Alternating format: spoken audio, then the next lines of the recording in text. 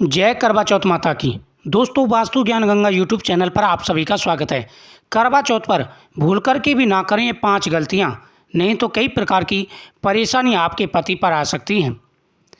करवा चौथ का पावन व्रत बड़ा महत्वपूर्ण होता है। इस बार करवा चौथ के व्रत पर कई ऐसे योग बन रहे हैं जो काफ़ी सालों के बाद में यह योग बनते हैं। इस दिन सभी माताएं बहनें अपने पति की लंबी उम्र और अच्छे स्वास्थ्य के लिए करवा चौथ का कठोर निर्जल व्रत रखती हैं। इस व्रत की शुरुआत सूर्योदय से लेकर के सरगी से लेकर के चंद्रोदय तक चलती है। चंद्र को अर्घ देकर पति के हाथों से व्रत खुलवाते हैं। सनातन धर्म में करवा चौथ व्रत का बड़ा महत्व है। जो महिलाएं सच्चे मन से करवा चौथ माता की पूजा करती हैं, करवा चौथ माता पार्वती अटल सौभाग्य प्राप्ति का वरदान देती हैं। करवा चौथ माता उनके पति पर कभी कोई कष्ट नहीं आने देती। करवा चौथ के दिन कुछ ऐसे नियम होते हैं जिनका पालन करना बहुत ही ज़रूरी होता है। दोस्तों, नंबर 1, करवा चौथ के दिन सूर्योदय के बाद शुरू होता है। इससे पहले सास के हाथों से सरगी लेकर के खानी होती है, क्योंकि पूरे दिन निर्जला व्रत रखना होता है। इसलिए सूर्योदय से पहले सरगी लेकर खाएं। अगर सूर्योदय के बाद आपने सरगी खाई तो व्रत खंडित माना जाएगा। सरगी खाने का उत्तम समय प्रातः 4 बजे का है। महिलाओं को इस बात का विशेष रूप से ध्यान रखना है, जब सूर्योदय के समय स्नान आदि करके व्रत का संकल्प करते हैं तो व्रत की पूर्णता शुरू हो जाती है, यानी व्रत शुरू हो जाता है और व्रत पूर्ण होता है चंद्रोदय के समय। सरगी का जो टाइम होता है वो सूर्योदय से पहले का होता है।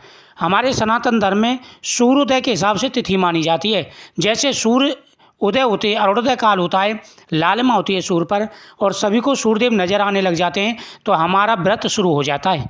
लेकिन उससे पहले सरगी ली जाती है। तो महिलाओं को ध्यान रखना चाहिए कि सूर्योदय से पूर्व ही सरगी ले लेनी है, खा लेनी है। अगर सूर्य दिखाई दे गए, सूर्योदय का समय हो गया और तब आपने सरगी ली तो समझ लीजिए आपका व्रत खंडित होगा। वह व्रत पूरा नहीं माना जाएगा, चाहे आप कितने भी नियम के साथ में यह व्रत करें। सबसे पहला नियम तो यह है और विशेष रूप से इस नियम का पालन भी करना है। दोस्तों, नंबर 2, धारणा अनुसार सुंदर दिखने की होड़ में हम कई बार पूजा करते समय काले या सफ़ेद रंग के कपड़े पहन लेते हैं।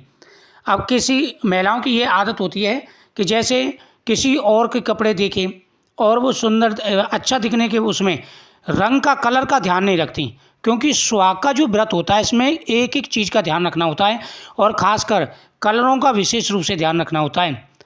तो आपको ध्यान रखना है कि आपको भूल कर के भी काले और सफ़ेद कपड़े नहीं पहने। कभी कभी अज्ञानतावश राशि का शुभ रंग सफ़ेद और काला होने से भी हम इन्हीं कलर के कपड़े पहन लेते हैं, जबकि सुहागिन महिलाओं को सफ़ेद और काला रंग पूजन कार्यक्रम में पहनने की मनाही होती है और अशुभ भी है। इसलिए करवा चौथ को लाल, हरी, पीली, गुलाबी, नारंगी कलर की साड़ी पहननी चाहिए और भूल से भी आपको इस दिन काले या सफ़ेद कलर के कपड़े भूल के भी नहीं पहनने। जो महिलाएं करवा चौथ के दिन सफ़ेद कलर के कपड़े पहन लेती हैं उनके पति की आयु क्षीण हो जाती है। इस बात का विशेष रूप से ध्यान रखना। दोस्तों, नंबर 3, 16 श्रृंगार का बड़ा महत्व होता है। करवा चौथ के व्रत में सबसे ज़्यादा जो महत्व होता है वो 16 श्रृंगार का होता है, क्योंकि सुहाग का ये व्रत है। व्रत की सुहाग की रक्षा के लिए रखना होता है। ऐसे में इस दिन सुहागिन महिलाओं को 16 श्रृंगार करने की विशेष मान्यता है। जितना हो सके उतना आपको श्रृंगार का ध्यान रखना है। अब श्रृंगार में क्या क्या चीज़ें होती हैं, जिसमें लाल चुनरी, आपको व्रत कथा सुनते समय और व्रत खोलते समय एक चुनरी भी आपको जरूर ओढ़नी है। यह माता का आशीर्वाद होता है। बिंदी, नंबर 3 काजल, नंबर 4 चूड़ी, नंबर 5 नथ, नंबर 6 अंगूठी, नंबर 7 कंगन, नंबर 8 हार, नंबर 9 मंगलसूत्र, नंबर 10 बिछिया, नंबर 11 पायल, नंबर 12 सिंदूर, नंबर 13 सोने चांदी की विशेष आभूषण, नंबर 14 मेहंदी, नंबर 15 पामों में महावर आदि चीज़ें। और साथ ही विशेष रूप से ध्यान रखना होता है श्रृंगार के कलरों का। जैसे चूड़ी हैं, अब चूड़ी आपने पहन ली तो चूड़ियों में भी ये कलर नहीं होने चाहिए। जो कलर हैं जैसे सफ़ेद है, काला है ये कलर नहीं होनी चाहिए और चूड़ी कांच की होनी चाहिए। चूड़ी आपको प्लास्टिक की या मेटल की धारण नहीं करनी है।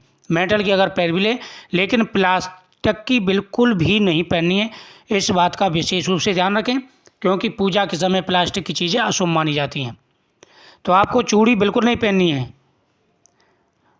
दोस्तों, नंबर 4, पूजा के समय कथा का सुनना बहुत ही ज़रूरी होता है। जब तक हम कथा ना सुने, पूजा पूर्ण नहीं मानी जाती। करवा चौथ की पूजा और व्रत दोनों बिना कथा के अधूरे हैं। मान्यता है कि माँ भगवती की महिमा की कथा सुनने बिना आप पूजन करती हैं तो आपकी पूजा व्रत मानी जाती है। इसलिए भूल करके भी यह गलती ना करें और माँ करवा की कथा अवश्य सुनें।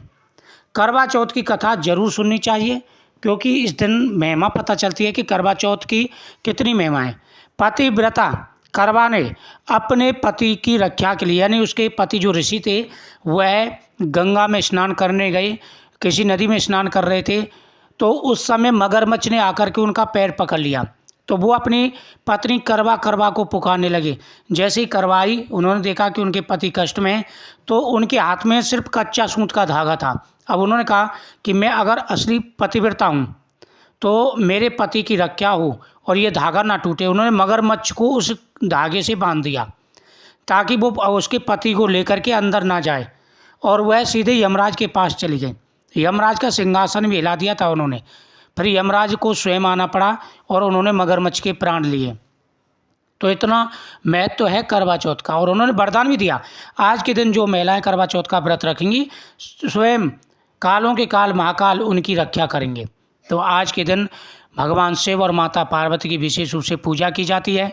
चौथ माता पार्वती जी का ही रूप है और गणेश जी की पूजा की जाती है, क्योंकि चौथ का व्रत भगवान गणेश जी का होता है। तो कथा सुनते समय ना बीच में बोले और ना ही कथा बीच में छोड़ के खड़ा होना चाहिए। अगर कथा चल रही है, आप कथा सुन रहे हैं और इधर उधर की बातें कर रहे हैं और बीच में खड़े हो जाते हैं, तो समझ लीजिए उसी टाइम आपका व्रत खंडित हो गया।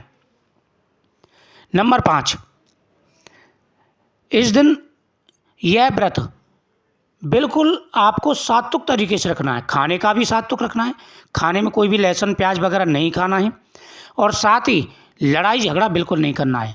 किसी से कितनी भी लड़ाई चल रही हो, किसी से अपशब्द नहीं बोलना है, लड़ाई झगड़ा किसी से नहीं करना है। इस बात का विशेष रूप से आपको ध्यान रखना है। सुहागन महिलाओं को करवा चौथ व्रत के दिन किसी से झगड़ा नहीं करना चाहिए। खासतौर पर पति से या सास ससुर से बिल्कुल भी झगड़ा नहीं करना चाहिए, नहीं तो व्रत खंडित माना जाता है। और इस दिन लड़ाई झगड़े की जगह पर आपको आशीर्वाद लेना है। आपको सभी का आशीर्वाद लेना है, जिससे आपका व्रत पूर्ण हो और माता का आशीर्वाद आपको प्राप्त हो। वीडियो को शेयर करें, चैनल को सब्सक्राइब करें और इन बातों का विशेष रूप से ध्यान रखें। जय करवा चौथ माता की।